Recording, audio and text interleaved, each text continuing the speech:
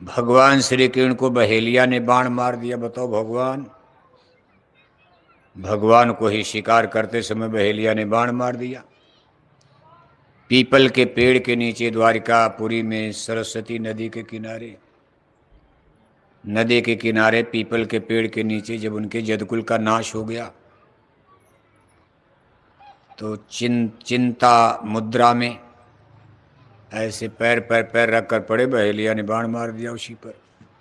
सोचा कोई काला मृग। भगवान श्री कृष्ण का शरीर श्याम माने काला था और तालु उनका लाल वर्ण में चमकता था, लाल वर्ण, और उनके पैरों में चक्र था, पद्म, और तालु बिल्कुल गुलाबी लाल रंग का था और शरीर बिल्कुल श्याम यानी काला। बहेलिया को भ्रम हो गया, वाड़ में छिप करके देख रहा, सोचा कोई काला हिरन है और नदी के किनारे पानी पीने के लिए बैठा है। अब बहेलिया ने हिरन समझ करके, और जो उनका लाल तालू दिखाई दिया है लाल रंग का, उसने सोचा ये हिरन की जिह्वा यानी जबान जीभ दिखाई दे रही लाल रंग की।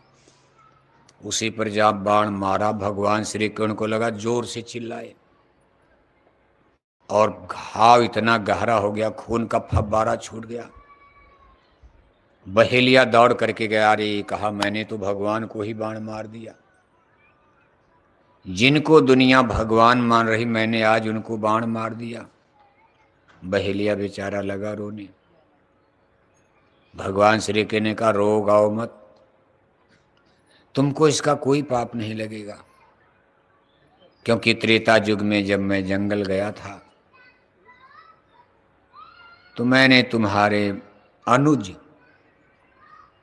तुम बानरवाण आदिवासी कुल भीलों के राजा थे कर्नाटक में पंपापुर, मैंने तुम्हारे अनुज सुग्रीव के कहने पर पेड़ की आड़ में छिप करके तुम्हारा वध किया था। जब तुमने मुझसे पूछा था कि मैं बैरी सुग्रीव महि प्यारा, कारण कौन नाथ मोहि मारा, तो मैंने जो उत्तर दिया था, अनुज बधू भगनी सुत नारी, सुन सठिए कन्या समचारी, इन्ह कुदृष्टि बिलोकई जेई, ताके बधे पाप नहीं हुए। तो तूने जो तर्क दिया था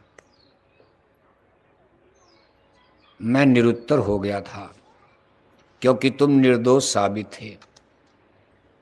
जिसके कारण मैंने तुमको बाण मारा, तुम दोषी थे ही नहीं, लेकिन फिर भी मैंने तुमको जानबूझकर मारा। ऐसा नहीं भगवान जानते नहीं थे।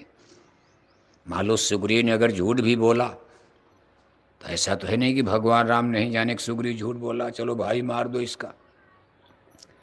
कहा मैंने जानबूझकर तुमको मारा। क्यों?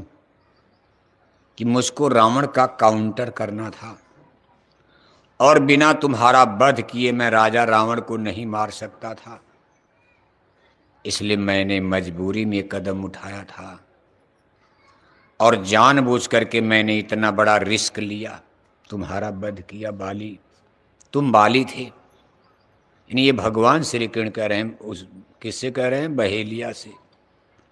उस जन्म में तुम बाली थे और उस जन्म में मैं राम बनकर पैदा हुआ था। मैंने तुमको निर्दोष मारा, मेरे ऊपर कर्जा लद गया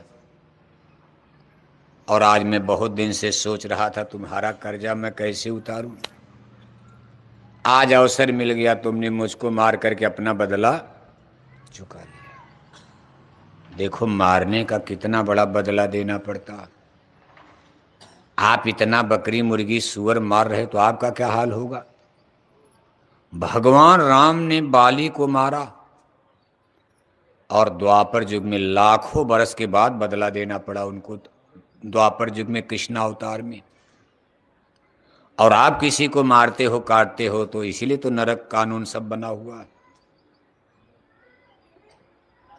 आज आपने बदला चुका लिया, जाओ हमारा तुम्हारा लेना देना खत्म, कोई दोष नहीं लगेगा। बस मेरा एक आदेश है, ये सूचना आप मेरे द्वारिकापुरी वहां पहुंचा दो। बहेलिया डर गया, कहा केशव अगर मैं आपके गांव में खबर लेकर जाऊंगा कि भाई उनको बाण लग गया, यदुवंशी लोग तो मर गए लेकिन कुछ लोग अभी जो बचे हैं वो पूछेंगे कि बाण किसने मारा। अगर मैं कह दूंगा कि मैंने मारा तो गांव वाले तो मुझके ही मार डालेंगे, गुस्सा में हैं। इतना नुकसान हो गया है यदुवंश का और आप ही बचे हो, और आपको मैंने बाण मार दिया, मैं सूचना लेकर जाऊंगा, गांव वाले हमको मुक्का मुक्का मार डालेंगे, छोड़ेंगे। भगवान श्री कृष्ण ने कहा तुम कुछ बताना मत, कर देना घायल हो गए, जल्दी चलो गांव वालों, ये मत कहना कि मैंने मारा है।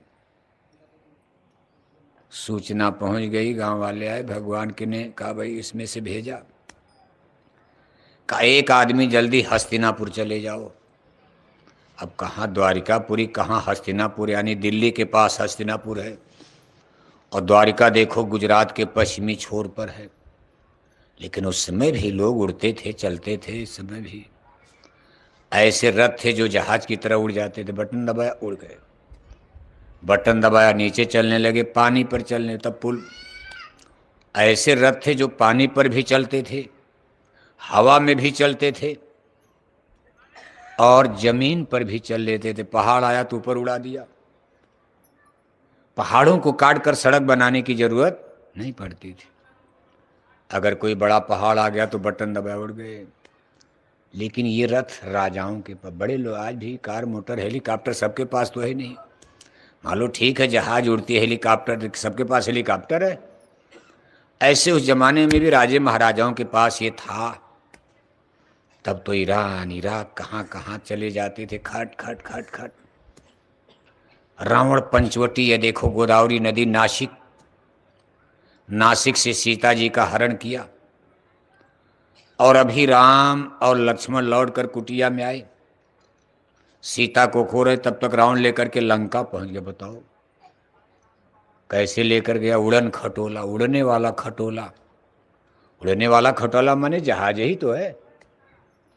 रावण सीता को पैदल लेकर, राम लक्ष्मण जब गिरफ्तार न कर लेते पर दौड़ के पकड़ न लेते। कहा उड़न खटोला पर बैठा है, बटन दबाया लेकर लंका। अभी राम लक्ष्मण सोच रहे तब तक रावण लंका पहुंच गए।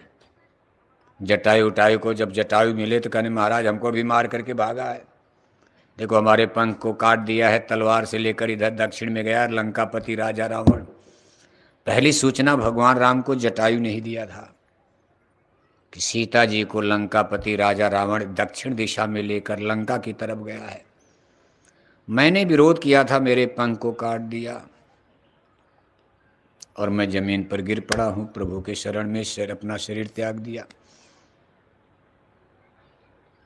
जब भगवान कृष्ण की सूचना हस्तिनापुर गई तो पांडव बड़े चिंतित हो गए।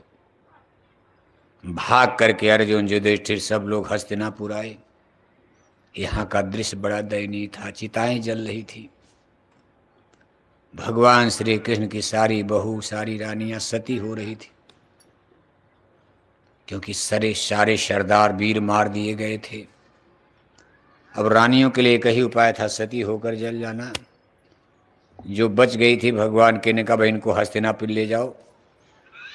अब मेरी द्वारिकापुरी समुद्र में डूबने वाली, तूफान आ रहा, समुद्र में बराबर सुनामी यानी समुद्री भूकंप की लहरें उठने लगी। बड़ा कठिन, क्योंकि अब कलयुग लगने वाला। समुद्री तूफान यानी समुद्री भूकंप भी आने लगा, कलयुग का असर हो गया। कहा मेरी द्वारिका नगरी समुद्र में डूब जाएगी, यहाँ कुछ बचे उचेगा नहीं, इनको ले जाओ द्वारिका हस्तिनापुर। और अब आप लोग भी राजपाट छोड़ देना, आप लोग बुढ़े हो गए, अपनी आत्मा के कल्याण के लिए जंगल में चले जाना। राजपाट बहुत भोग लिया, राजपाट तो काम आएगा नहीं। अब अपनी आत्मा के कल्याण के लिए किसी गुरु की खोज कर लेना और थोड़ा आप लोग भी बुढ़ापे में कुछ भजन भक्ति कर लो, क्योंकि भगवान के दरबार में राजा प्रजा नहीं देखा जाता, वहाँ तो बस भजन। आपने कितना पूजा पाठ धर्म कर्म किया इसका फैसला होगा। ये थोड़ो न कहेंगे नहीं आप एमपी थे, एमएलए थे तो आपको हाँ गद्दी कुर्सी मिलेगी, ना ना ना। आपने कर्म क्या किया, फैसला ईश्वर होता भगवान के दरबार में। भगवान श्री कृष्ण पांडवों को अच्छी सलाह दे रहे हैं कि तुम्हारा राजपाट तो वहां जाएगा नहीं मरने के बाद। शरीर तुम्हारा सोने की तरह चमक रहा, लेकिन ये भी यहीं मिट्टी में मिल जाएगा, आग में जल जाएगा। आत्मा जाएगी, आत्मा का कर्म, जो कर्म कर रहे हो यही तो देखा जाएगा। और तुम लोग राजपाट में रह गए, अपनी आत्मा के लिए तो कुछ किया नहीं। इसलिए पांडवों को उन्होंने सलाह दिया कि आप हिमालय में जाना। कहाँ जाना? हिमालय यानी उत्तराखंड में। हस्तिनापुर से थोड़ी ही दूर पर शुरू हो जाता है हिमालय। आपका पोता परीक्षित सयाना हो गया है, बेटा अभिमन्यु, उनके तो अभिमन्यु मर गए थे। उनके जो बेटे थे अभिमन्यु, वो तो देखो युद्ध में मार दिए गए थे। बेटे का बेटा यानी पौत्र पोता नाती परीक्षित, यही केवल कौरव पांडव वंश में बचे थे इकलौता। अगर वो भी मर जाते तो कौरव पांडव वंश ही खत्म हो गया होता। इतनी बड़ी लड़ाई हुई थी।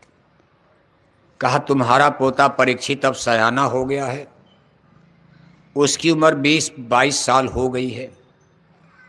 अब उसको आप लोग राजा बना दो और आप लोग बुढ़ापे में जाकर कुछ भगवान का भजन कर लो।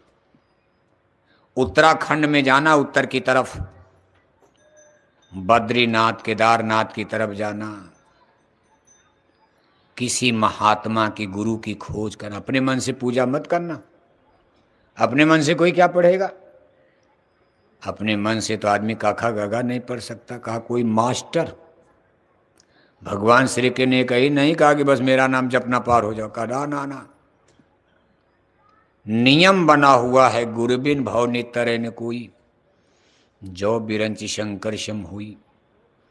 जब तक मास्टर दस्तखत नहीं करेगा तब तक आपकी डिग्री मार्कशीट फर्जी मानी जाएगी। भले आप अंग्रेजी जानते हो, लेकिन आपके मार्कशीट पर, डिग्री पर जब प्रिंसिपल का, स्कूल के मास्टर की मोहर दस्तखत हो जाती, तभी इसका सरकारी दफ्तर में मान्यता होगी, नहीं आपकी डिग्री पक्की है। बाकी अपना नंबर वंबर लिख करके आप फर्जी ले जाओ। स्कूल के मास्टर प्रिंसिपल की मोहर नहीं, दस्तखत नहीं, तो सर कोई मानेगा उसको? इसी तरह से भगवान के दर कितनों पूजा करो आप, लेकिन अगर किसी गुरु सदगुरु की मोहर न लगी है, किसी गुरु सदगुरु की दस्तखत नहीं हुई है, तो भगवान के दरबार में आपकी पूजा पाठ का कोई बहुत लाभ मिलने वाला। कहा गुरबिन माला फेरते गुरबिन देते दान, गुरबिन दो निष्फल गए कहत कबीर विचार। कहा सब निष्क्रिय हो जाएगा, निष्फल हो जाएगा, बेकार हो जाएगा। आपने दान दक्षिणा किया, दान पुण्य किया, पूजा पाठ किया, मंदिर देवालय शिवालय चंदा चुटकी सब किया, व्रत किया, उपवास किया, लेकिन एक गुरु बिना आप निगुरा रह गए। जिस दिन भगवान के दरबार में इसकी समीक्षा होगी, आपके पूजा पाठ को कर्म फल में जोड़ दिया जाएगा। कर्म फल का मतलब, जब आप धरती पर जन्म लोगे, थोड़ा धन दौलत, दुकान डलिया बढ़ जाएगी, रुपया पैसा बढ़ जाएगा, इन्हीं इसको पुण्य फल में जोड़ दिया जाएगा। दुनिया की चीज ज़्यादा मिल जाएगी, बेटा बेटी नाती पोता घर मकान।